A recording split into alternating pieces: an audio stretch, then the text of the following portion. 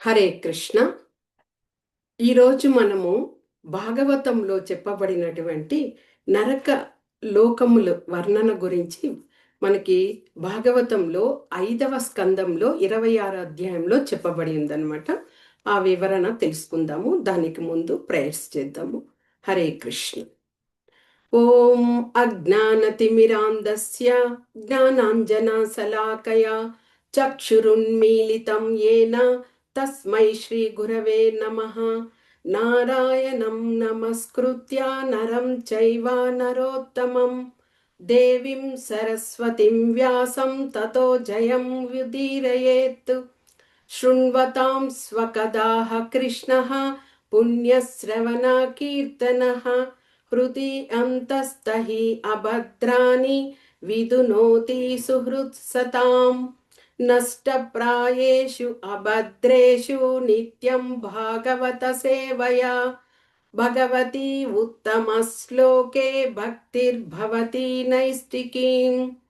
మూకం కరోతి వాచాలం పంగుం లంఘయతి గిరిం యత్కృపతం అహం వందే శ్రీగురుం దినతారణం పరమానందం మాధవం శ్రీ చైతన్య ఈశ్వరం. హరి ఓం తత్సత్. హరే కృష్ణ కృష్ణ కృష్ణ హరే హరే, హరే రామ రామ రామ హరే హరే. హరే కృష్ణ. ఈరోజు మనము భాగవతంలో చెప్పబడినటువంటి నరకలోకముల యొక్క వర్ణన గురించి తెలుసుకుంటున్నాము. ఇది మనకి భాగవతంలో 5వ స్కందంలో 26వ అధ్యాయంలో చెప్పబడిందనమాట. పరీక్షిత్ మహారాజు సుఖదేవ గోస్వామిని అడిగారు. ఏమని అడిగారు అంటే, ఓ మహర్షి, ఈ యొక్క జీవులమైనటువంటి అందరికీ కూడా ఎందుకు వారందరూ వివిధ జన్మలను వివిధ గతులను పొందుతున్నారు అని సుఖదేవ గోస్వామిని పరీక్షిత్ మహారాజు అడిగారు. అప్పుడు సుఖదేవ గోస్వామి ఈ విధంగా వివరించారనమాట. ఏం చెప్పారు అంటే, ఈ భౌతిక జగత్తులో జీవులందరూ కూడా త్రిగుణాలతో వాటి యొక్క ప్రభావంతో ప్రభావితులై ఉంటారు. అంటే త్రిగుణాలు ఏమిటి?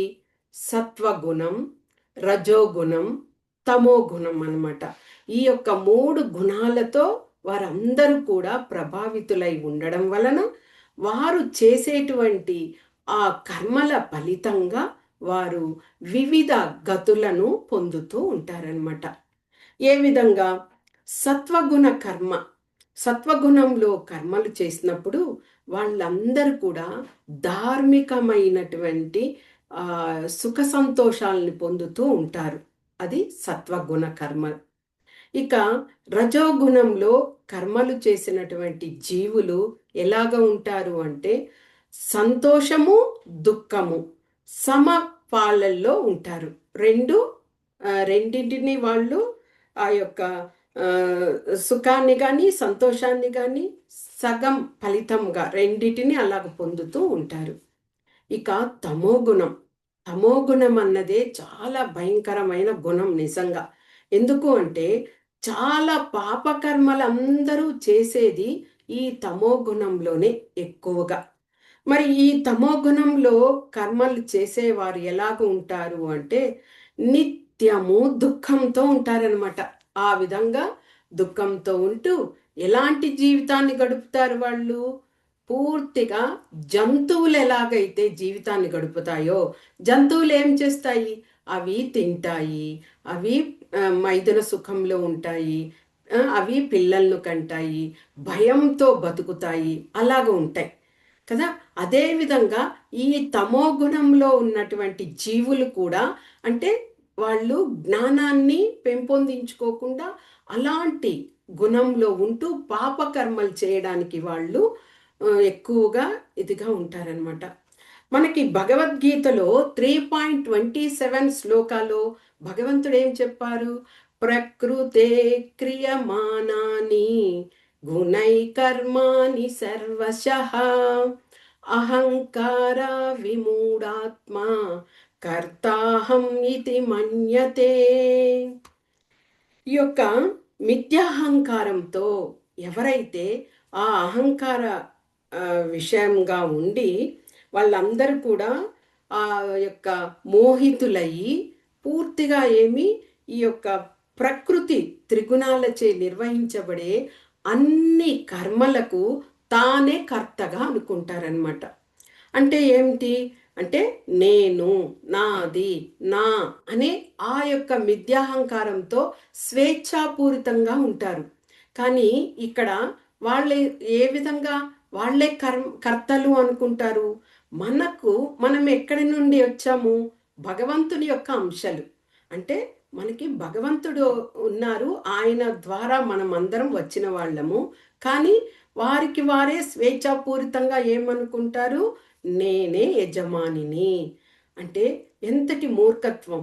మనకన్నా భగవంతుడే యజమాని, మనము ఆయనకు సేవకులం అని ఎప్పుడు కూడా ఆ యొక్క జ్ఞానతను వాళ్ళు అనుకోరనమాట. కాబట్టి అలాగ స్వేచ్ఛాపూరితంగా ఆ మిథ్యాహంకారంతో ఉండడం వలన ఏమవుతుంది? వాళ్ళు పాపపు కర్మలు చేయడానికి సిద్ధపడతారు. అలాగ పాపకర్మలు చేస్తూ ఉండడం వల్ల ఏమవుతుంది? ఆ కర్మల యొక్క ఫలితాన్ని తప్పకుండా వారు మరణాంతరము ఈ జన్మలో కానీ తరువాత వచ్చే జన్మలో కానీ ఆ కర్మ ఫలితాలన్నింటినీ వాళ్ళు అనుభవించాలి. అది తప్పదు. అందుకే మనం చెప్తాం కదా, ఎవరు చేసిన కర్మ వారు అనుభవించాలి అని అంటాము. అదే అనమాట. అంటే ఇది ముఖ్యంగా ఏమిటి? తమోగుణంలో ఉన్నప్పుడు మాత్రమే ఇలాంటి పాపపు కర్మలు చేయడానికి ఉద్యుక్తులు అవుతారు. ఇక తెలియజేసిన విధంగా పాపకర్మలు చేసినటువంటి వాళ్ళు నరక ప్రాప్తిని పొందుతారు. పుణ్యకర్మలు చేసినటువంటి వాళ్ళు పుణ్యలోకాలకు వెళ్తారు. ఇది మనము తెలుసుకున్న ఈ విషయమే. కానీ ఈ యొక్క మనం ఇది వరకు తెలుసుకున్నట్టు ఎక్కువగా తమో గుణానికి బద్దులైనటువంటి వాళ్ళే ఈ యొక్క నరక ప్రాప్తిని ఎక్కువగా పొందుతూ ఉంటారు అని ఇక్కడ సుఖదేవ గోస్వామి పరీక్షిత్ మహారాజుకి వివరించారు. మళ్ళీ పరీక్షిత్ మహారాజుకి రెండవ ప్రశ్న అడగాలని అనిపించింది. రెండవ ప్రశ్న కూడా అడిగారు. ఓ ఋషివర్య, మీరు నరకలోకానికి ఎలాంటి కర్మలు పాపకర్మలు చేస్తే నరకలోకానికి వెళ్తారు అని చెప్పారు కదా. అలాంటి ఆ నరకలోకము అనేది విశ్వంలోనే ఉన్నదా, లేకపోతే విశ్వంకి బయట ఉన్నదా, లేకపోతే అది ఈ భూలోకంలోనే ఉన్నదా? ఆ నరకలోకాలు ఎక్కడ ఉన్నాయి అంటూ పరీక్షిత్ మహారాజు సుఖదేవ గోస్వామిని అడగడం జరిగిందనమాట. అప్పుడు సుఖదేవ గోస్వామి చెప్పారు, ఆ లోకాలు నరకలోకాలు అనేవి ముల్లోకాలకి మధ్యన, గర్భోదక సముద్రానికి ముల్లోకాలకి మధ్యన ఉన్నది. అంటే ఈ గర్భోదక సముద్రానికి దక్షిణ వైపున ఈ యొక్క నరకలోకాలు అనేవి ఉన్నాయి. అదే లోకాల వద్ద పితృలోకం అనేది కూడా ఉన్నది. ఆ పితృలోకం కూడా ఈ గర్భోదక సముద్రానికి అదో లోకానికి మధ్యన ఉన్నది అన్నమాట. ఏమిటి ఈ పితృలోకం అంటే, ఈ పితృలోకంలోనే పితరులందరూ కూడా ధ్యాన సమాధిలో అంటే ధ్యాన నిమగ్నులయ్యి విముక్తి కోసం భగవంతుణ్ణి ప్రార్థిస్తూ ఉంటారు. ఇప్పుడు ఒక ట్రైను బయలుదేరిందనుకోండి, అది వెళ్ళి ఒక చోట గమ్యానికి చేరుస్తుంది. ఆ గమ్యంకి చేర్చినప్పుడు అక్కడ అందరూ దిగిపోతారు. అంటే అక్కడ కూడలి ఆ ప్రదేశం అనమాట. ఆ విధంగా ఈ యొక్క పితరులందరూ కూడా ఈ పితృలోకంలో కూడి ఉంటారనమాట. ఉంటూ వాళ్ళు భగవంతుణ్ణి ధ్యానిస్తూ మమ్మల్ని విముక్తి చెయ్యండి అని కోరుకుంటూ ఉంటారు. ఎవరైతే ఆ పితరులు ఉన్నారో వాళ్ళ యొక్క గోత్రం కలిగిన వాళ్ళు ఉంటారు కదా, వాళ్ళందరి క్షేమాన్ని కోరుతూ ఉంటారనమాట. అందుకే ఎవరైనా పెద్దవాళ్ళు మరణిస్తే వాళ్ళ రుణాన్ని అంటే పితరుల రుణాన్ని ఉంచుకోకూడదు. వాళ్ళకి సాయశక్తులా మనము శ్రాద్ధ కర్మలు వాటిని అంతటిని చేసి ఆ పితరులని మనమందరం కూడా తృప్తిపరచాలి. అలాగ తృప్తి లేదనుకోండి, వాళ్ళు శాపం ఇస్తారు. అలాగ శాపం ఇచ్చారనుకోండి, అందరూ కూడా దుఃఖాలకి, క్లేశాలకు, అలాంటి పరిస్థితుల్లో పడి వాళ్ళు కొట్టుమిట్టాడుతూ ఉంటారనమాట. అంటే వాళ్ళు తల్లిదండ్రులనేది మరణించిన తర్వాత వాళ్ళని గమనించాలి అని కాదు. ఉన్నప్పుడే వాళ్ళని తగు జాగ్రత్తగా చూసుకొని వాళ్ళని తృప్తినివ్వాలన్న ఆ యొక్క విషయాన్ని కూడా మనము తెలుసుకోవాలి. ఇక ఆ పితృలోకానికి రాజు ఎవరు అంటే యమధర్మరాజు. యమధర్మరాజు ఎవరు? యమధర్మరాజు సూర్యదేవుని యొక్క పుత్రుడు. ఈ యొక్క లోకానికి అధిపతి అయి యమధర్మరాజు ఉంటే, ఎవరైతే మరణాంతరం పాపులు వారి అందరినీ యమదూతలు ఈ పితృలోకానికి తీసుకొస్తారు. తీసుకొచ్చిన తర్వాత వారి వారి కర్మలను బట్టి విశ్లేషణ చేస్తారు. ఆ పితృలోకంలో విశ్లేషణ చేసిన తర్వాత అప్పుడు నిర్ణయిస్తారు. నిర్ణయించి ఇతనికి ఈ యొక్క నరకలోకానికి పంపించాలి. అంటే ఈ పితృలోకం అనేది హెడ్ ఆఫ్ ద డిపార్ట్మెంట్ అంటాం కదా, ఆ విధంగా అక్కడి నుంచి స్ప్రెడ్ అవుతారనమాట. మళ్ళీ అందరికీ కూడా ఒక్కొక్కరికి ఒక్కొక్క వారు చేసుకున్న కర్మలను బట్టి ఆ నరకలోకానికి పంపిస్తూ ఉంటారు. ఇది ఈ విషయాన్ని అంటే ఎవరైతే పాపపు కర్మలు చేస్తారో వాళ్ళందరూ కూడా ఇలాంటి నరక ప్రాప్తిని పొందుతారు అంటూ చెప్పడం జరిగింది. కాబట్టి ఎవరైనా కానీ ముఖ్యంగా మనకి ఈ యొక్క జీవులమైన మనము ఈ కర్మ, వికర్మ, అకర్మ అనే ఆ స్వభావ గుణాలలో ఎప్పుడు కూడా వాటిని గుర్తించి మెలుగుతూ ఉండాలన్నమాట. కర్మలు ఏమిటి? శాస్త్రాల్లో మనకి ఏ విధంగా చెప్పబడి ఉన్నాయో దాని ప్రకారం నడుచుకోవాలి. అదే కర్మ. ఇక వికర్మ ఏమిటి? వికర్మలో శాస్త్రానికి విరుద్ధంగా నడుచుకోవడమే, ఆ విషయంలో కర్మలు చేయడమే వికర్మ అవుతుంది. ఇక అకర్మ ఏమిటి? భగవంతుని ప్రీత్యర్థము భగవంతునికి భక్తియుత సేవ చేస్తూ భగవంతుని సాంగత్యంలో ఉంటూ నిత్యము భగవంతుని సేవిస్తూ ఆ యొక్క ఆయన ప్రీత్యర్థము మనము కర్మలు చేయడం, అది అకర్మ అవుతుంది. ఈ విధంగా ఆ యొక్క మూడు విధాలైనటువంటి ఆ కర్మలను మనమే నిర్ణయించుకొని మనమే మంచిగా కర్మలను చేసినప్పుడు మనకి ఇలాంటి నరకలోకాలకు వెళ్ళేటువంటి ఆ ఇదే ఉండదు. మళ్ళీ సుఖదేవ గోస్వామి పరీక్షిత్ మహారాజుకి తెలియచేస్తూ ఆ యొక్క నరక లోకాలు ఎన్ని ఉన్నాయి అన్నది వివరిస్తూ తెలియజేశారనమాట. 28 నరకలోకాలు ఉన్నాయట. ఆ 28 యొక్క నామాలను ఒకసారి తెలుసుకుందాం. తామిశ్రము, అందతామిశ్రము, రౌరవము, మహారౌరవము, కుంభీపాకము, కాలసూత్రము, అసిపత్రవనము, సూకరముఖము, అందకూపము, క్రిమిభోజనము, సందంశము, తప్తమార్మి, వజ్రకంటక సాల్మలి, వైతరణి, పూయోధము, ప్రాణరోధము, విషసననము, లాలాభక్ష్యము, పారమేయాధనము, అవీచీలోకము, అయఃపానము, క్షారకర్ధమము, రక్షోఘన భోజనము, శూలప్రోతము, దందసూకము, మళ్ళీ అవట నిరోధనము, పర్యావర్తనము, చివరగా సూచీముఖము. ఇన్ని 28 నరకలోకములు ఉన్నాయి. ఇవన్నీ కూడా చూడండి, జీవులను శిక్షించడానికి ఏర్పడినటువంటి నరక లోకాలు. మనం అనుకుంటాం నరక లోకము అంటే ఏదో ఒక్కటి ఉంటుంది, నరకానికి వెళ్ళిపోతారు, అక్కడ ఏదో నరక అదే వాళ్ళు భటులు యమదూతలు శిక్షించిన శిక్షలను పొందుతారు అంటే అలా కాదు. ఎవరెవరు ఎలాంటి రకాలైన పాపాలు చేస్తారో అలాంటి వారికి ఆ విధములైనటువంటి లోకాలట ఇవి. పూర్తిగా 28 లోకాల గురించి చెప్పడం జరిగింది. మరి ఆ యొక్క లోకాలు ఎవరికి ఎలాంటి పాపకర్మలు చేస్తే ఎవరికి ఎలాంటి లోకం దొరుకుతుంది, అక్కడికి నెట్టివేయబడతారు అని చూసుకున్నప్పుడు ఈ యొక్క మొట్టమొదటి ఈ లోకమే ఏమిటి? ఫస్ట్ది తామిశ్రము. ఈ యొక్క తామిశ్రము లోకము. ఈ తామిశ్రమ లోకానికి ఎలాంటి పాపులు వెళుతారు అని చూసినప్పుడు, ఎవరైతే ఇతరుల యొక్క ధనాన్ని అపహరిస్తారో, తర్వాత ఇతరుల యొక్క భార్యలను, పిల్లలను తన కైవసం చేసుకుంటారో, అంటే మోసపూరితంగా ఎవరైతే అలాగ చేస్తారో, అలాంటి వాళ్ళు మరణాంతరము యమభటులు ఈ యొక్క తామిశ్రము నరకలోకానికి తీసుకొచ్చి వదులుతారనమాట. ఇది ఎలాగ ఉంటది అంటే భయంకరమైన అంధకారం కలిగినటువంటి లోకము. ఇక ఏమీ తెలియదు అక్కడ, అంతటి అంధకారంగా ఉంటది.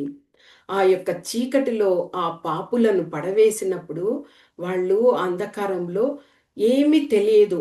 ఆకలి, దప్పిక అలాంటి వాటితోనే వాళ్ళు పూర్తిగా అలమటిస్తారు. అలాగే కళ్ళు తిరిగి పడిపోతారట చివరికి. అలాగ అయిపోయి అప్పుడు వాళ్ళు ఆ యొక్క తాము చేసినటువంటి ఆ ఇతర విషయాలను గుర్తు తెచ్చుకొని అప్పుడు దుఃఖిస్తారట. అలాగా ఆ సమయంలోనే యమదూతలందరూ కూడా వారిని హింసిస్తూ ఉంటారు. అంటే ఆ యొక్క మరణం ముందు ఎంత సుఖాన్ని అనుభవించాడు. ఇతరుల నగలను అపహరించడము, ఇతరుల భార్యలను చెరపట్టడము, అలాగ చేసి ఆనందాన్ని అనుభవించాడు. కానీ ఇక్కడ ఆ అంధకూపంలో భటుల వలన, ఆ యొక్క యమదూతల వలన నరకయాతనను అనుభవిస్తారు ఈ యొక్క తామిశ్రమ నరక లోకంలో. ఇక రెండవ లోకము అంధతా మిశ్రమ లోకం. అంధత అంటేనే, అంధ అంటేమి దృష్టి లేకుండా ఉండడం కదా. మరి ఇలాంటి లోకానికి ఎవరు వస్తారు అంటే, ఒక వ్యక్తి ఇంకొక వ్యక్తిని పర్సనల్గా అనమాట, ఒక వ్యక్తి ఇంకొక వ్యక్తిని మోసగించడము, అదేవిధంగా ఆ వ్యక్తితో మోసగించడం కాకుండా అతని భార్యను, పిల్లలను తను చెరపట్టడము. అలాగా అంటే ఒక ఆ విధంగా చేయడం వలన ఆ పిల్లల తండ్రి ఎంత బాధపడతాడు కదా. ఆ విధంగా నరకయాతన్ని బతికుండగానే చూపిస్తాడు ఆ తండ్రికి. కాబట్టి ఇలాంటి ఘోరమైనటువంటి ఈ యొక్క పాపకర్మలను చేసినటువంటి వాళ్ళు ఈ లోకంకి నెట్టబడతారు. ఎప్పుడైతే ఈ లోకానికి వస్తారో ఈ యమభటుల చేత వాళ్ళు ఆ శిక్షను అది శిక్షించబడతారు. తర్వాత బుద్ధి మాంద్యము లోపించి ఇదవుతారు. తర్వాత దృష్టి లోపం అనేది పూర్తిగా అక్కడ ఇదవుతుంది. మనం అనుకుంటాం మన మరణం జరిగిపోయింది కదా, అక్కడ వెళ్ళి మనకి మరణం తర్వాత మనకి ఏమి శిక్షలు అంటే, ప్రాణము అలాగా ఉన్నప్పుడే వాళ్ళు ఏవైతే మరణించక ముందు ఏమేమి సుఖాల్ని అనుభవించారో, ఎలాంటిది వాటిని అన్నింటినీ ఇక్కడ యమభటుల వలన వాళ్ళు ఆ యొక్క ప్రాణం ఉండి వాళ్ళు ఆ విధంగా శిక్షలను అనుభవిస్తారనమాట. అందుకే ఆ శిక్షలను ఇవ్వడం. ప్రాణం లేకుండా చేస్తే వాళ్ళకి ఏమీ అర్థం కాదు కదా. కాబట్టి వాళ్ళని అలాగే అంటే వాళ్ళు ఇక ఆ యొక్క బాధల్ని గుర్తు తెచ్చుకొని వాళ్ళు ఆ బాధల్ని పడాలి అనమాట. ఆ విధంగా చేస్తారు. అది రెండవ లోకం. ఇక మూడవ లోకం రౌరవం. రౌరవం అంటే క్రూరమైన అని అర్థం వస్తుంది అనమాట. ఏమిటి క్రూరమైన అంటే, ఎవరైనా ఒక వ్యక్తి క్రూరంగా, ఏ విధంగా క్రూరంగా అంటే, ఇక్కడ అతని యొక్క స్వార్థం, తాను, తన పిల్లలు, తన భార్య అనే ఆ యొక్క స్వార్థంతో కష్టపడాలి కదా. ఇంకా ఇంటిని వారిని అందరినీ చూసుకోవాలి, పోషించాలి అంటే కష్టపడాలి. అలాగ కష్టపడడం అనేది భగవంతుడు మనకి ఏ విధంగా ఇచ్చాడో కష్టపడి ధనార్జనను చెయ్యాలి. అలా కాకుండా మోసపూరితంగా అంటే ఇతరులను హింసించి వారి నుంచి ఆ యొక్క మోసపూరితంగా ధనాన్ని తీసుకోవడము, అలాగా అలవాటు పడి ఆ క్రూరత్వాన్ని చూపించడం అనమాట. అలాగ చూపించి ఆ ధనం ఊరిక వస్తూ ఉంటే దానితో భార్యా పిల్లలను పోషించడం, ఆ విధంగా చేసేవారిని ఈ యొక్క రౌరవం అనే నరకలోకంలో వేస్తారనమాట. ఇక్కడ వారిని అదే విధంగా హింసించి, ఎలాగా అతను క్రూరంగా ఇతరులను హింసించాడో ఆ విధంగా ఆ యొక్క యమదూతలు అతన్ని కూడా హింసిస్తారు. అది రౌరవం, నరకలోకం. ఇక నాలుగవదిగా మహారౌరవం. రౌరవం అంటేనే క్రూరంగా, ఇక ఈ మహారౌరవం అనేది ఇంకా భయంకరమైన నరకలోకము. ఇందులోకి ఎలాంటి పాపులు వస్తారు అంటే, రౌరవంలో అయితే మనుషులను అలాగ మోసగించి చంపడము అలా చేయడం. ఇక్కడ జంతువులను, అంటే మూగ జీవాలు, అలాంటి జంతువుల పట్ల వాళ్ళను హింసను ప్రదర్శించి ఆ విధంగా చేయడం వల్ల వాళ్ళు ఆ మరణాంతరము ఇలాంటి మహారౌరవం లోకానికి నెట్టివేయబడతారనమాట. ఇక్కడ ఏమవుతుంది వాళ్ళకి పనిష్మెంటు అంటే, ఇక్కడ రురువులు అనేటువంటి ఒక కొత్త రకమైనటువంటి జీవులు ఉంటాయట. ఆ జీవులన్నీ కూడా ఆ యొక్క హింసించిన వ్యక్తిని అవన్నీ కూడా అలాగే చంపివేస్తాయట. ఆ యొక్క వ్యక్తిని, ఎవరైతే మరణానికి ముందు హింసించాడో జంతువులను, అతన్ని ఇక్కడ వచ్చి ఆ యొక్క కొత్త రకమైనటువంటి ఆ జంతువు ఆ విధంగా అతన్ని కూడా ఇది చేస్తడం జరుగుతుంది. అది మహారౌరవ లోకం. ఇక ఐదవది కుంభీపాక లోకం. ఇది ఎలాంటిది అంటే, ఇది కూడా ఒక రకంగా జంతువులను హింసించడమే. ఏం చేస్తారు? దేహ పోషణ కోసం, తర్వాత జిహ్వ చాపల్యం కోసం ఏమవుతుంది, జంతువులను వాళ్ళు సంహరించి దానిని తీసుకువచ్చి వండి, అంటే పశుపక్ష్యాదులను అలాగా అంటే ఎవరో చంపుతారు, కానీ మనమైనా తీసుకొచ్చి వండి తింటాం కదా. అలాగా తీసుకొచ్చి ఆ జిహ్వ చాపల్యం, ఆ సమయానికి చాలా ఆనందాన్ని అనుభవిస్తాము ఆ జంతువులను వండి తినడం అనేది. కానీ ఆ ఆనందం అంతా కూడా వాళ్ళ మరణం తర్వాత, అంటే ఒక విషయం ఇక్కడ మనం గమనించాలి. ఒక జంతువు ఉందనుకోండి, అది ఎంతో నమ్మకంతో ఉంటుంది. అంటే దేవుడు దానికి సృష్టిని ఆ విధంగా ఇచ్చాడు, దాని జీవితం అది గడుపుతూ ఉంటుంది. అలాంటి జంతువును తీసుకొచ్చి చంపడానికి ప్రయత్నించినప్పుడు ఏమవుతుందంటే, అది ఎంతో బాధపడుతుంది. ఎందుకు? మనిషి ప్రాణమైనా ఒకటే, జంతువు ప్రాణమైనా కానీ ఒకటే. అలాగా జంతువుని వాళ్ళు సంహరిస్తున్నప్పుడు అది దాని శరీరం నుంచి ఒక విధమైనటువంటి ఎంజైమ్ని విడుదల చేస్తుంది అనమాట, భయంతో. అలాగా అయినప్పుడు ఆ యొక్క అది విషంతో సమం. విషం అంటే మనం తినగానే చనిపోయే విషం కాదు, అది ఒక రకమైనటువంటి పాయిజనే. అలాగ అయినప్పుడు అది ఆ శరీరం అంతా పాకుతుంది. అలాగైన ఆ జంతువుని సంహరించి ఆనందంగా అమ్ముతారు. దాన్ని తీసుకొచ్చి మనము వండి తిన్నప్పుడు ఆ యొక్క బాధపడుతూ అది మరణించింది కదా, ఆ యొక్క ఇది అదే ఆ యొక్క మాంసంలో ఉండి అది మనం తిన్నప్పుడు మెల్లమెల్లగా మన శరీరాన్ని కూడా అది ఇది చేస్తుంది అనమాట. అందుకే ఇలాగా ఎవరైతే ఈ విధంగా వాటిని తింటారో అలాంటి వాళ్లకు ఈ కుంభీపాక నరకలోకానికి నెట్టివేయబడతారట. ఇక్కడ ఏమవుతుంది, అలాంటి వాళ్లను సలసలమని కాగుతున్నటువంటి నూనెలో వేస్తారట.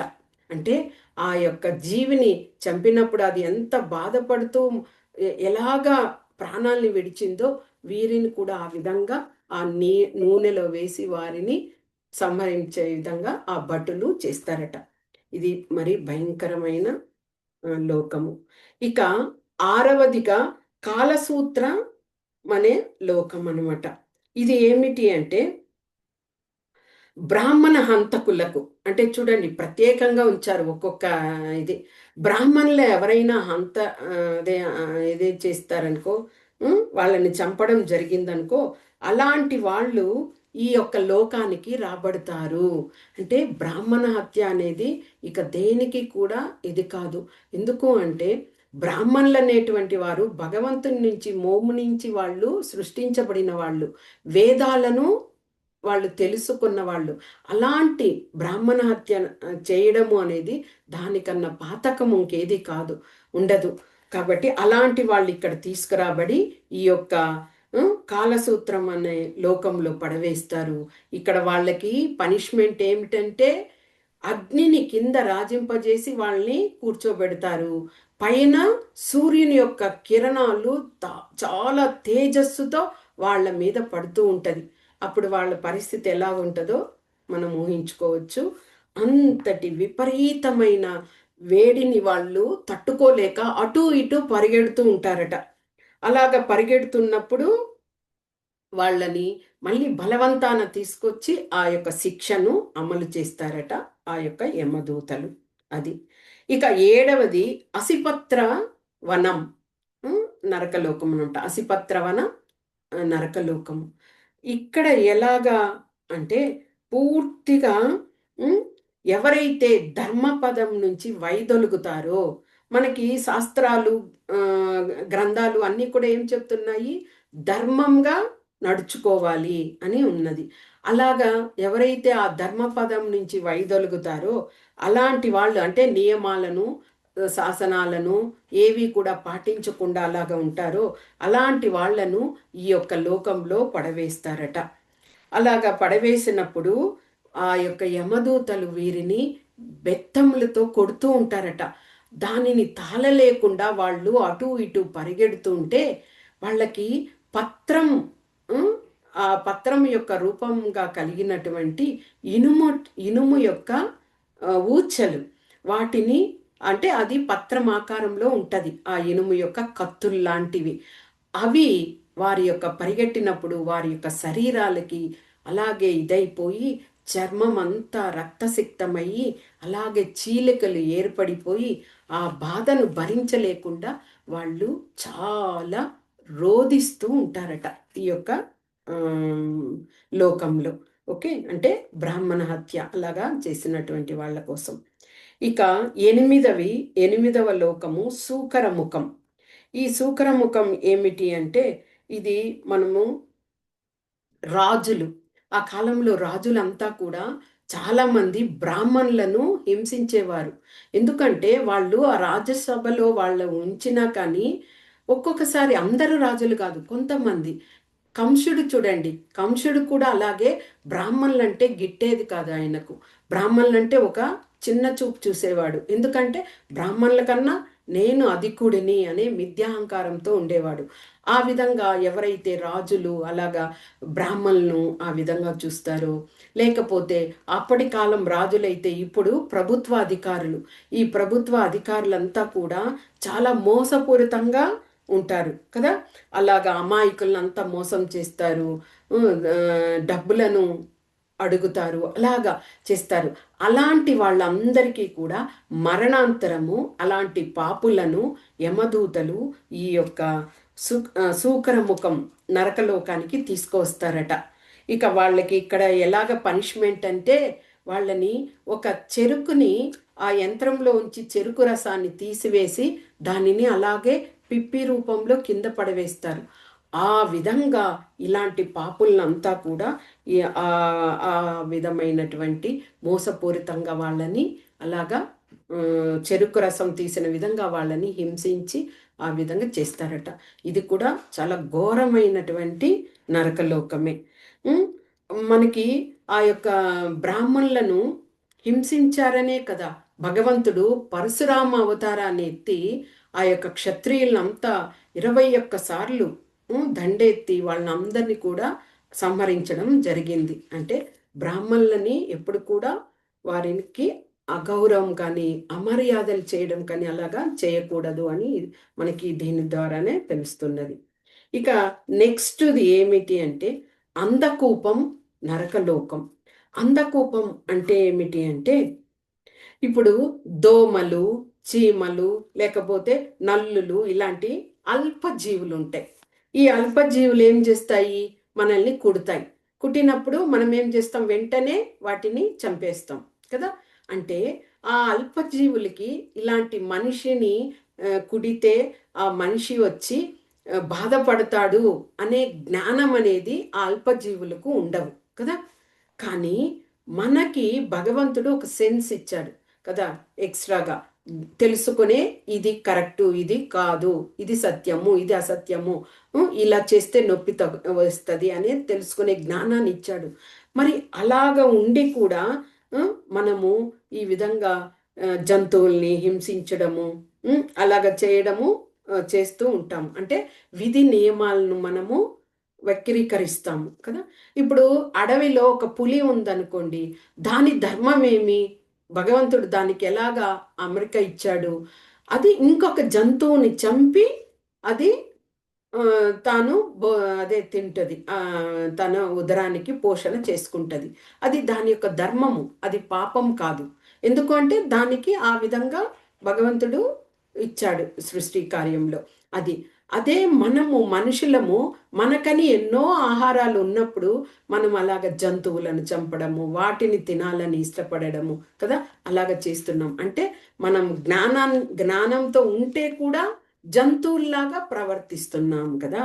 అలాంటి ఎవరైతే ఆ విధంగా ఆ యొక్క అల్ప జీవులను ఇది చేస్తారో అలాంటి వాళ్ళు ఈ యొక్క అంధకూపానికి రాబడతారు.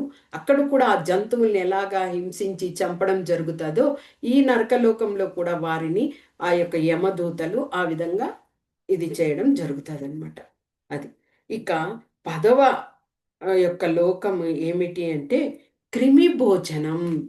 ఈ యొక్క లోకము ఏమిటి అంటే, ఎవరైతే అతిథులు ఎవరైనా వచ్చినప్పుడు వారికి భోజనాలు సరిగా చేయకుండా, అంటే వాళ్ళని తిట్టుకుంటూనో మనసులో పిలిచాము వచ్చినందుకు వాళ్ళకి మనము మర్యాదలు చేయకుండా వాళ్ళని తిట్టుకుంటూ వచ్చేసారు అనుకొని వాళ్లకు సరిగా ఇది చేయకపోవడము, అట్లా కాకుండా వృద్ధులైనటువంటి వాళ్లకు సరిగా భోజనాలు పెట్టకపోవడము, చిన్న పిల్లలకి వాళ్ళకి కూడా సరైన భోజనము ఇవ్వకపోవడము సమయంకి, అలాగా ఎవరైతే చేస్తారో అలాంటి వాళ్ళందరూ కూడా ఈ యొక్క క్రిమి భోజనం ఆ నరకలోకానికి రాబడతారు.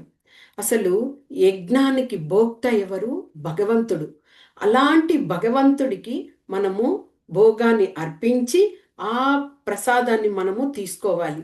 అలాగ కూడా చేయని వాళ్ళు కూడా ఈ యొక్క క్రిమి భోజనం నరకలోకానికి ప్రాప్తులవుతారట. అంటే ఈ సృష్టి అంతా భగవంతుడిది కాబట్టి భగవంతుణ్ణి ప్రీత్యర్థము ఆయన్ని తృప్తిపరిచి మళ్ళీ మనము దానిని ఏదైనా కానీ మనం పొందాలి. అలాగ చేయకుండా మన స్వతంత్రంగా మనం చేసినప్పుడు మనకు భగవద్గీతలోనే చెప్పి ఉన్నారు, యజ్ఞార్థాత్ కర్మణో అన్యత్ర లోకో అయం కర్మబంధన. అంటే మనము ఎప్పుడైతే ఆ యొక్క వీటికి యజ్ఞానికి సమర్పించి మనము అది తీసుకోవాలి. ఇలాగా మనము దీనికి ఇదయ్యామనుకోండి, కర్మలకి బందీలు అవుతాము. వాటి నుంచి మనము బయటపడలేమన్నమాట.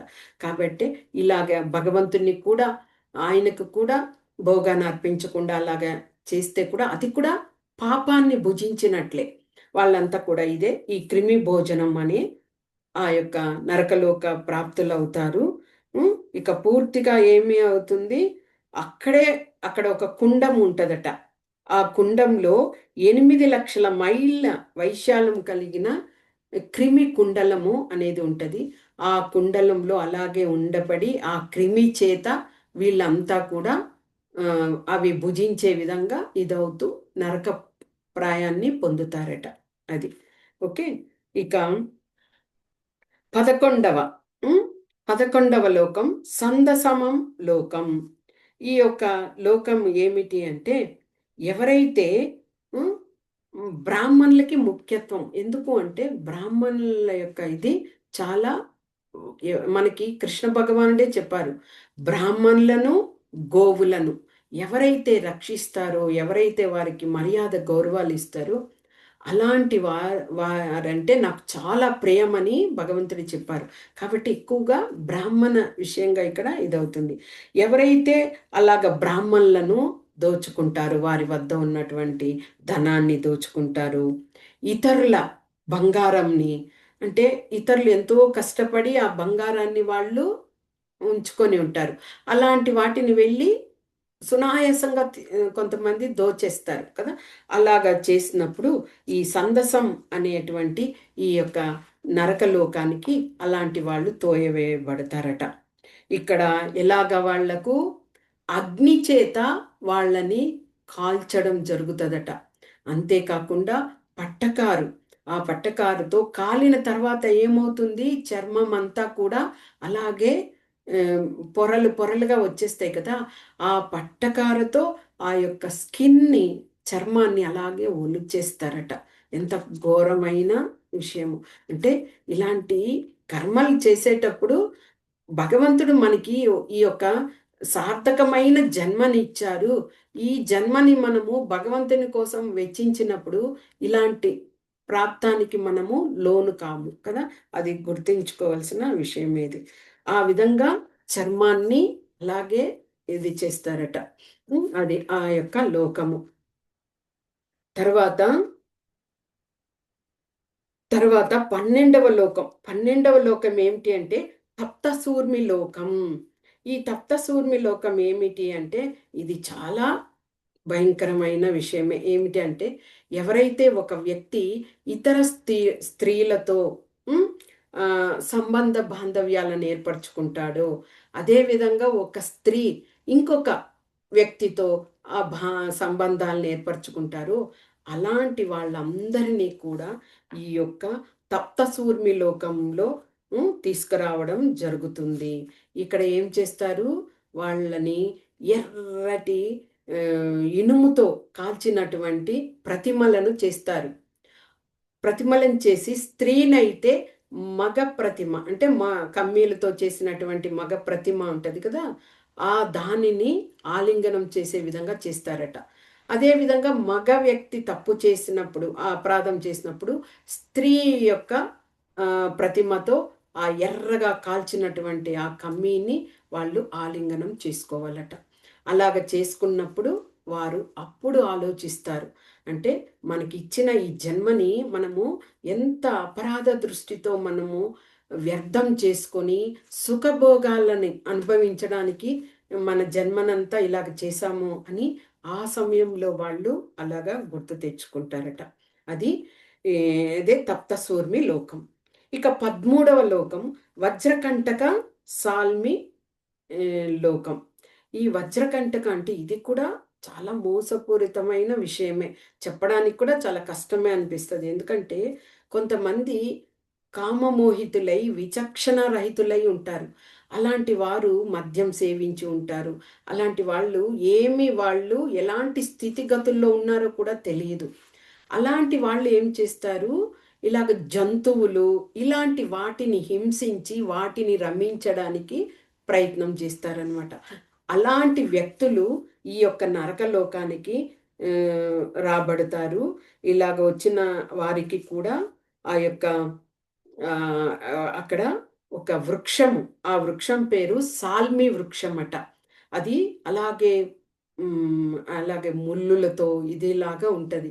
ఆ యొక్క వృక్షానికి ఏం చేస్తారు, ఇలాంటి వ్యక్తులను తలకిందులుగా వేలాడదీస్తారట.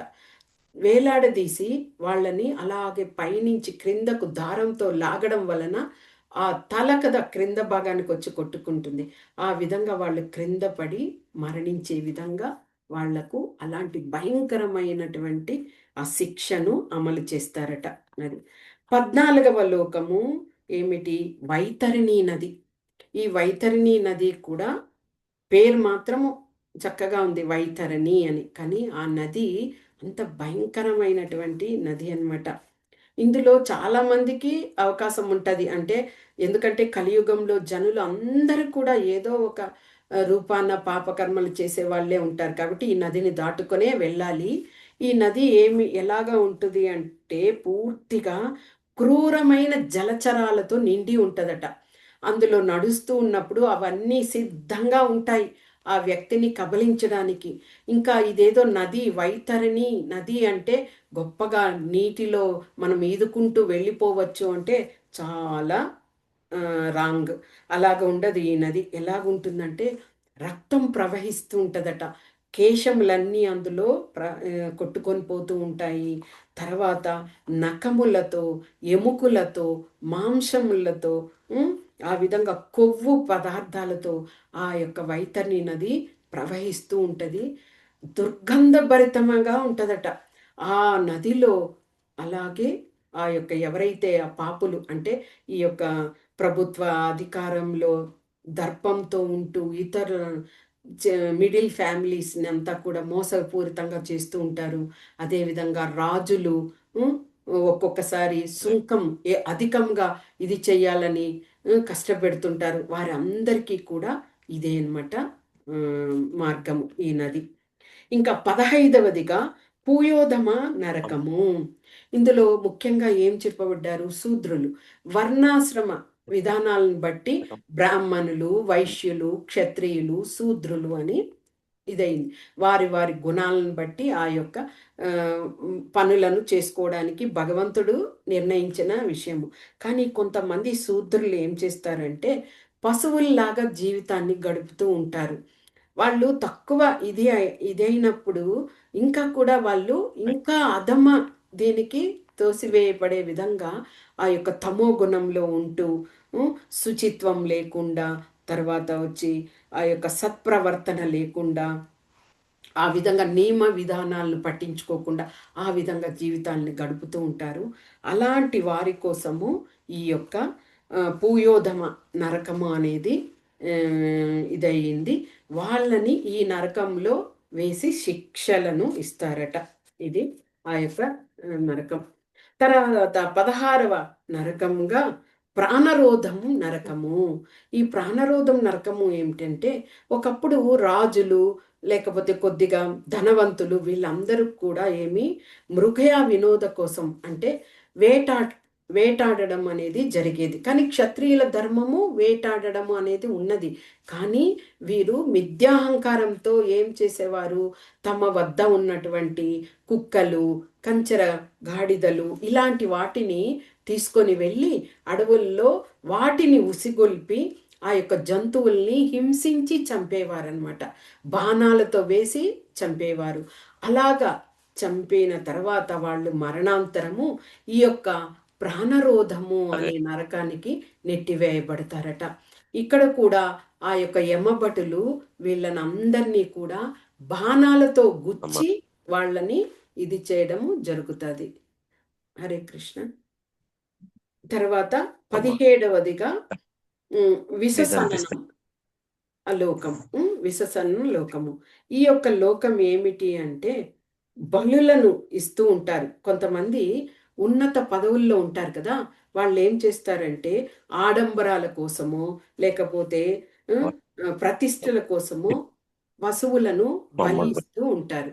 అలాగా బలి ఇచ్చినప్పుడు అలాంటి వాళ్ళు అంటే ఇక్కడ అలాగ జంతువుల్ని బలి ఇవ్వడం అనేది వాళ్ళ స్వార్థం కోసం, వాళ్ళ మనుగడ గొప్పగా ఇది చెయ్యాలి అనే దానికోసము దేవతలకు ఇచ్చేటువంటి బలులు కాదు, వారే స్వయంగా ఇది చేయడం ఇచ్చి అందరికీ విందులు వినోదాలను ఏర్పరుస్తారు.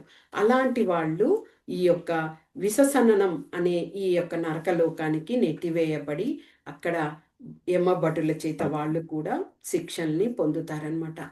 ఇక 18వి లాలాభక్షము. ఇది ఏమిటి అంటే ముఖ్యంగా ఎవరైతే కొంతమంది వ్యక్తులు భార్యలను హింసిస్తూ ఉంటారు కదా, వాళ్ళను గౌరవించరు. అలాంటి భార్యల చేత వాళ్ళు ఏం చేస్తారు? వీర్యంని తాగించే విధంగా చేస్తారట. అంటే దీనినే ఏమంటారంటే రేతపానము అని అంటారు.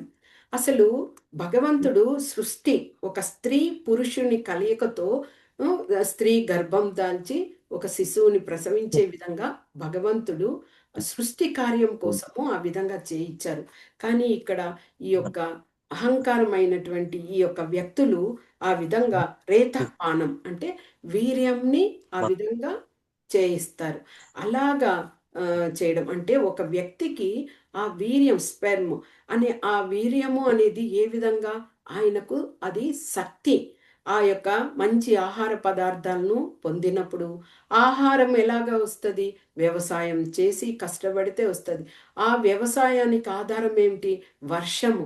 ఆ వర్షం ఎలాగ వస్తుంది? యజ్ఞం చేత యజ్ఞ యాగాదులు చేసినప్పుడు వర్షం వస్తుంది.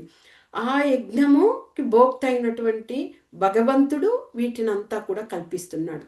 అంటే ఒక సృష్టి కార్యం కోసం అలాగా ఒక భార్య భర్త అని ఒక వివాహ వ్యవస్థను ఏర్పాటు చేసి ఇది చేసినప్పుడు ఈ విధంగా అహంకార దర్పంతో ఈ విధంగా చేసినటువంటి ఆ వ్యక్తులు ఇక్కడ ఈ యొక్క లాలాభక్ష్యము అనేటువంటి నరకలోకానికి తోసివేయబడతారు.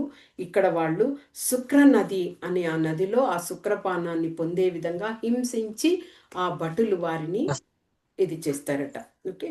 19విగా మనకి సారమేయాధనం అనే నరకలోకము. ఈ యొక్క నరకలోకం ఏమిటి అంటే ఇతరుల కోసము ఇతరుల యొక్క ఇంటికి నిప్పు పెట్టడము, ఇతరుల ధనాన్ని దోచుకోవడము, తర్వాత ఇతరుల మీద విష ప్రయోగం చేయడము, ఇలాంటి దుర్మార్గపు పనులు కొందరు చేస్తూ ఉంటారు కదా. అలాంటి వారందరూ కూడా ఇలాంటి ఈ యొక్క సారమేయాధనము అనే నరకలోకానికి పంపబడతారు. అక్కడ వాళ్ళు ఏ విధంగా అంటే 700 హరే కృష్ణ ప్రభుజీ 720 శునకాలు ఆ యొక్క నరకంలో ఉంటాయట. అవన్నీ కూడా ఈ విధంగా ఈ విష ప్రయోగం ఇలా చేశారు కదా, అలాంటి వారి మీద పూర్తిగా ఆ యొక్క శునకాల్ని విడిచిపెట్టడం వల్ల వాళ్ళ శరీరాలన్నీ కండ కండలుగా అవి చీల్చివేయడం జరుగుతుంది. అదే వాళ్లకు శిక్ష. ఇక 20వదిగా అవీచి. అవీచి అనే ఈ యొక్క నరకలోకానికి ఎలాంటి వాళ్ళు వస్తారు అంటే తప్పుడు సాక్ష్యాలు కొంతమంది ఇస్తూ ఉంటారు. అదే విధంగా అంటే ఒక జీవితాన్నే నాశనం చేసే విధంగా తప్పుడు సాక్ష్యం ఇచ్చి నెగ్గు చూపుతారు. అదేవిధంగా అసత్య ప్రగల్భాలు పలుకుతూ ఉంటారు. ఇలాంటి వాళ్ళందరూ కూడా ఈ లోకానికి రాబడడం జరుగుతుంది. ఇక్కడ 800 మైళ్ళ ఎత్తుగల పర్వతం మీద నుంచి వాళ్ళని యమభటులు తోసివేస్తారట. అది కూడా తల క్రిందులుగా. అలాగ తోసివేస్తున్నప్పుడు వారికి క్రింద నీరు సరస్సు ఉన్న విధంగా ఉంటదట. కానీ వాళ్ళు క్రింద పడినప్పుడు అది రాతి మీద వాళ్ళు తల క్రిందులుగా పడతారు. అంటే వాళ్ళకి ఆ శిక్ష ఎంత భయంకరంగా ఉంటుందో మనము అదే వింటున్నప్పుడే అంత భయంకరంగా ఉంది. ఓకే. తర్వాత 21వది అయఃపానము. ఎవరెవరైతే మద్యపానాల్ని సేవిస్తూ ఉంటారో సురాపానం అలాగా చేస్తూ ఉంటారో వారందరూ కూడా ఇలాంటి ఈ యొక్క అయఃపానం అనే నరకలోకానికి నెట్టివేయబడతారు. ముఖ్యంగా ఇక్కడ బ్రాహ్మణ స్త్రీలకు కూడా చెప్పి ఉన్నారు. ఎందుకు ముఖ్యంగా బ్రాహ్మణులకు అలాంటి సురాపానం తీసుకున్న వాళ్ళకి నరక ప్రాప్తి అంటే బ్రాహ్మణులు ఇతరులకు మంచి విద్యను నేర్పేవాళ్ళు. అలాంటి వాళ్ళే ఆ బ్రాహ్మణత్వం లేకుండా ఇలాంటి సురాపానం తీసుకోవడము అలాగ చేసిన వాళ్ళకి ఈ యొక్క నరక ప్రాప్తిని ప్రాప్తించే విధంగా చేస్తారట. ఇక్కడ వారు ఆ యొక్క యమభటులు వాళ్ళ యొక్క వ్యక్తి వక్షస్థలం మీద కూర్చొని ఏం చేస్తారంటే ఇనుముని కాచి ఆ యొక్క ద్రవ్యంని నోటిలో వేస్తారట. ఎంతటి భయంకరమైన శిక్ష చూడండి. ఇక 22 క్షారకర్దమ నరకలోకం. ఇదిలో ఎవరైతే మిథ్యా గర్వితులై ఉంటారో అలాంటి వాళ్ళందరూ కూడా ఆచారాలు వర్ణాశ్రమ ధర్మాల్ని విడిచిపెట్టి పెద్దలను గౌరవించరు. వాళ్ళే మా వద్ద చాలా ఇది ఉన్నది అనేసి గర్వంతో ఉంటారు కదా.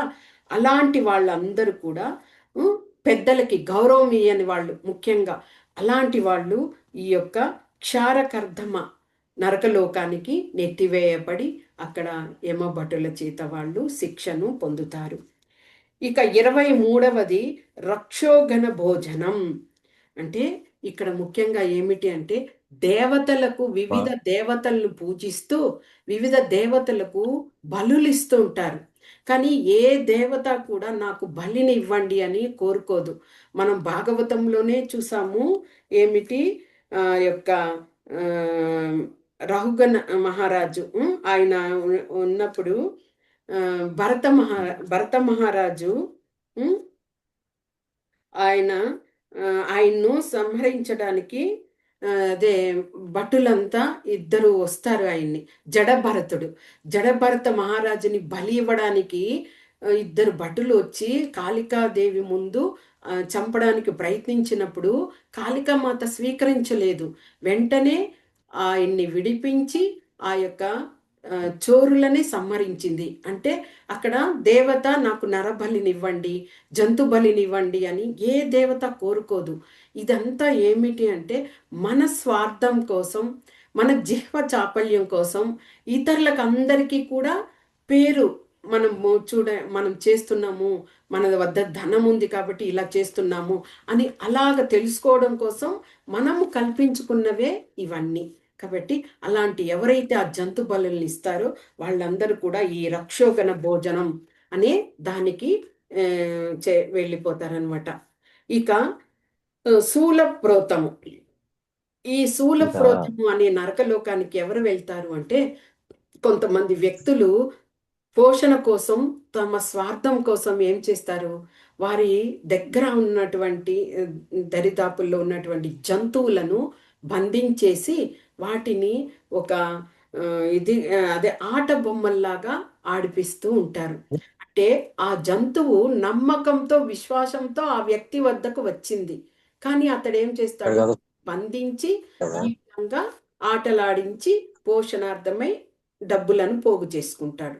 అంటే ఒక జీవి మీద ఆధారపడి ఆ విధంగా చేస్తాడు. కాబట్టి అలాంటి వ్యక్తి ఈ యొక్క శూలప్రోతము అనే నరకలోకానికి నెట్టివేయబడి అక్కడ ఎలాగా రాబందులు, గ్రద్దలు ఇవన్నీ కూడా అతన్ని గుచ్చి గుచ్చి అతని యొక్క మాంసాన్ని అలాగే తీసివేసే విధంగా శిక్షను అమలు చేస్తారట. అది అక్కడ. ఓకే. ఇక దందసూకము 25వ నరకం ఏమిటి లోకము అంటే దందసూకము. ఇందులో కోపిష్ఠులు, ఒక్కొక్కరు మనుషుల్లో చాలా మంది వాళ్ళ జీవిత కాలము అంటే వాళ్ళు ఎందుకు మనం జన్మించాము, ఈ జన్మ ఎందుకు అని తెలియకుండా కోపిష్ఠులాగానే బతికి అలాగే మరణిస్తారు. ఇంకా వాళ్ళల్లో మార్పు అనేది తీసుకురావడానికి లేదు, మారరు కూడా. వాళ్ళు కోపం పడుతూ వాళ్ళ తోటిగా ఉండే వాళ్ళని హింసిస్తూ నరకయాతనను ఇచ్చి వారికి ఆ కోపంతోనే అలాగే ఏదో ఒక జబ్బు పడి మరణిస్తారు. అలాంటి కోపిష్ఠుల కోసమే అట ఈ యొక్క దందసూకము అనే ఈ నరకలోకము. ఇక్కడ ఏమవుతుంది వాళ్ళకి పనిష్మెంటు, అక్కడ 5 తలలు 7 తలలు కలిగిన సర్పం ఉంటదట. ఆ సర్పము ఎలుకను ఏ విధంగా చంపి తింటుందో ఆ విధంగా ఈ కోపిష్టిగా ఉన్నటువంటి ఆ వ్యక్తిని కూడా అక్కడ ఎలుకను పట్టి చంపిన విధంగా శిక్షణ ఇచ్చి చంపడం జరుగుతుందట. ఇక 26వది అవట నిరోధన లోకము. ఇదేమిటంటే కొంతమంది జంతువులను లేదా మనుషులను బ్లాక్మెయిల్ చేస్తూ వాటిని ధనాన్ని పొందుతారు. కొంతమంది జంతువుల్ని కూడా గిడ్డంగులు అవన్నీ ఉంటాయి కదా, అలాంటి ప్రదేశాలలో దాచి ఉంచుతారు. అందకూపాల్లో దాచి ఉంచుతారు. అంటే ఒక జంతువు కానీ ఒక మనిషిని కానీ దాచి ఉంచి బ్లాక్మెయిల్ చేసి ధనాన్ని ఇది చేస్తారనమాట. ఆ విధంగా చేసినప్పుడు నిర్బంధిస్తారు కదా, అలాంటి వాళ్ళు ఈ యొక్క అవట నిరోధం అనే ఈ నరకలోకానికి నెట్టివేయబడతారు. ఇక్కడ కూడా ఎలాగ వాళ్ళు శిక్షణ అనుభవిస్తారు, అక్కడ విషవాయువులన్నీ కూడా ఉండే విధంగా చేస్తారట. పొగతో, విషవాయువులతో ఆ యొక్క పొగను వాళ్ళు పీల్చడం వలన ఊపిరాడకుండా నరక యాతనను అనుభవిస్తూ మరణాన్ని పొందుతారట ఆ విధంగా. ఇక 27వది పర్యావర్తనమను నరకలోకం అనమాట. ఇదేమిటి అంటే ఇది సర్వసాధారణంగా చాలా చోట్ల జరిగే విషయమే.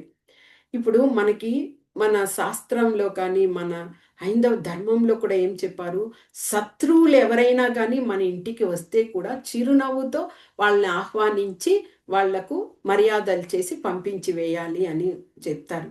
కానీ అలాగా కాకుండా కొంతమంది ఇలాగా తమ మీద కోపం ఉన్నవాళ్ళు, శత్రువులుగా ఉన్నవాళ్ళు వారి ఇంటికి వచ్చినప్పుడు వారి యొక్క చూపులతోనే వాళ్ళను బాధపడే విధంగా, వాళ్ళ హృదయం ద్రవించే విధంగా చూపులతోనే ఆ విధంగా చూస్తారు.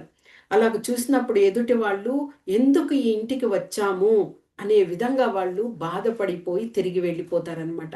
అలాగా చూపులతోనే వాళ్ళని హింసించి ఆ విధంగా చేసేటువంటి చీత్కర భావంతో, అంటే నీవు దేనికి పనికిరానువు అన్న విధంగా ఆ చీత్కర భావంతో చూస్తారు కదా! అలాంటి వాళ్లకు ఈ యొక్క లోకానికి నెట్టివేయబడతారు. ఇక్కడ కూడా సేమ్ అలాంటి చీత్కర భావంతో చూశారు కాబట్టి వాళ్ళని రాబందులు. రాబందులు అంటేనే వాటికి చూపులు అంత తీక్షణంగా ఉంటాయి. ఎక్కడో ఆకాశం మీద అవి అదే రెక్కలు పెట్టి వెళ్తూ ఉంటే క్రింద భూమి మీద ఎక్కడో పాము వెళుతూ ఉంటే దాన్ని గ్రహించి వచ్చి పట్టేస్తుంది. అంటే అంతటి ఆ యొక్క చూపుల్లో అంత ఇది ఉంటుంది. అలాగ కదా ఈ వ్యక్తి కూడా ఆ చూపులతోనే ఎదుటి వాళ్ళని హింసించాడు. అందుకని ఆ రాబందులు, ఆ యొక్క కాకులు ఇలాంటి వాటికంతా కూడా నఖము కానీ చాలా వాడిగా ఉంటాయి. వాటితో గుచ్చి గుచ్చి ఆ యొక్క వ్యక్తిని హింసించి ఆ విధంగా చంపడం చేస్తాయట. ఇక చివరి ఇది 28వ లోకం సూచీముఖం అనే నరకలోకం. ఇందులో సాధారణంగా అందరూ చేసేటువంటి అపరాధాల్లో ఇది ఒకటి. ఏమంటే అందరూ చాలామంది తమ దగ్గర ధనం ఉంటే చాలా ధనగర్వితులై ఉంటారు. ఆ ధనాన్ని ఇతరులకు ఉపయోగించరు. లోభిలాగా ప్రవర్తిస్తారు. ఇంకా ఎలాగంటే ఒక పిశాచంలాగా ఆ ధనాన్ని జాగ్రత్తగా చూసుకోవడానికి ప్రయత్నిస్తారు. అలాగా నిరంతరము తిరుగుతూ అది ఎవరు తీసుకెళ్ళిపోతారో ఏమోననే భయంతో వాటిని పనిగట్టుకొని ఆ ధనాన్ని ఇది చేస్తూ ఉంటారు. ఇక సరిగా భోజనము చెయ్యరు. ఏ కార్యానికి ఆ యొక్క ధనాన్ని ఉపయోగించరు. ఒక మంచికి ఉపయోగించరు, ఒక చెడు కార్యంకి ఇవ్వరు. అలాగా లోభితనంతో, మిథ్యాహంకారంతో నా దగ్గరే ధనం ఉంది అనే ఆ యొక్క గర్వంతో అలాగే బతికి బతికి మరణాన్ని పొందుతారు. అంటే నిష్ప్రయోజనంగా ఒకరికి సహాయం చేయలేదు, తాను మంచి జీవితాన్ని గడపలేదు. అలాంటి ఈ మరణాన్ని పొందుతారు. అలాంటి వాళ్లకు ఈ సూచీముఖం అనే నరకలోక ప్రాప్తిని పొందుతారు. ఇక్కడ ఎలాగ చేస్తారు వారికి పనిష్మెంటు అంటే, ఒక చేనేత వస్త్రకారుడు ఉన్నాడనుకోండి, ఒక వస్త్రాన్ని ప్రతి నూలు పోగుని దగ్గరకు చేర్చి చేర్చి ఆ విధంగా ఒక వస్త్రాన్ని తయారు చేస్తాడు. అంటే అంత కష్టపడతాడు. అదేవిధంగా ఈ వ్యక్తి కూడా ధనాన్ని పొందడానికి నూలు పోగులాగా ఇది చేసి కష్టపడ్డాడు. కానీ దాన్ని ప్రయోజనానికి ఇది చేయలేదు కదా. కాబట్టి ఈ యొక్క వ్యక్తి శరీరాన్ని కూడా దారంతో అలాగ వస్త్రాన్ని నేసే విధంగా కుట్టడము చేసి ఆ యొక్క బాధ భరించే విధంగా చేసి ఆ వ్యక్తికి శిక్షను ఇస్తారట. కాబట్టి ఇన్ని 28 లోకాల గురించి సుఖదేవ గోస్వామి పరీక్షిత్ మహారాజుకు తెలియజేసి చివరగా చెప్పడం ఏమిటి, ఎవరెవరైతే మనము ఇప్పుడు విన్న విధంగా పాపకర్మల్ని చేస్తారో వాళ్ళందరూ కూడా ఈ నరక ప్రాప్తిని పొందుతారు. అదేవిధంగా పుణ్యకర్మలు చేసుకున్న వాళ్ళు పుణ్యలోకాలకు వెళుతారు. అయినా అది కూడా ప్రయోజనం కానిదే. ఎందుకంటే ఆ పుణ్యము తీరిపోయిందనుకోండి, తిరిగి వాళ్ళు భూలోకానికే వచ్చి పడతారు. కాబట్టి పెద్ద నరకలోకంలో అంటే ఆ బాధను అనుభవిస్తాము, పుణ్యలోకంలో చక్కగా ఉంటాము, తిరిగి భూలోకానికే వచ్చేస్తాము. కాబట్టి ఈ యొక్క స్వర్గమో నరకమో కాదు ముఖ్యమైన విషయము, భక్తి చేయడం. భగవంతునికి భక్తి యోగంలో ఉంటూ మన జీవితాన్ని సార్థకత చేసుకోవడానికి భక్తియుత సేవ చేస్తూ భగవంతుణ్ణి నిత్యము స్మరిస్తూ స్మరణం చేస్తూ శ్రవణం చేస్తూ ఆ విధంగా భగవంతుని శాస్త్రాలను చదువుతూ భగవంతుని గురించి తెలుసుకోవాలి. అందుకే మనకు 4.9 శ్లోకాలు చెప్పిన విధంగా జన్మ కర్మ చ మే దివ్యం ఏవం యో వేతి తత్వతః త్యక్త్వా దేహం పునర్జన్మ నైతి మాం ఏతిషో అర్జున. ఓ అర్జున, నా యొక్క జన్మ కర్మ విషయాలు ఇవన్నీ కూడా దివ్యమైనవి.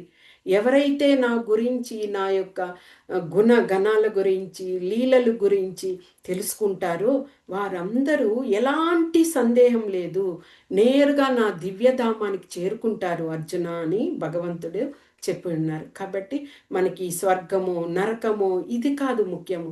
మనము భగవంతుని యొక్క విషయాలను తెలుసుకుంటూ, హరినామాన్ని జపిస్తూ, ఆ హరినామమే మనకు ఈ యొక్క నరక ప్రాప్తి నుంచి, అన్నింటి నుంచి మనల్ని విముక్తులు చేస్తుంది.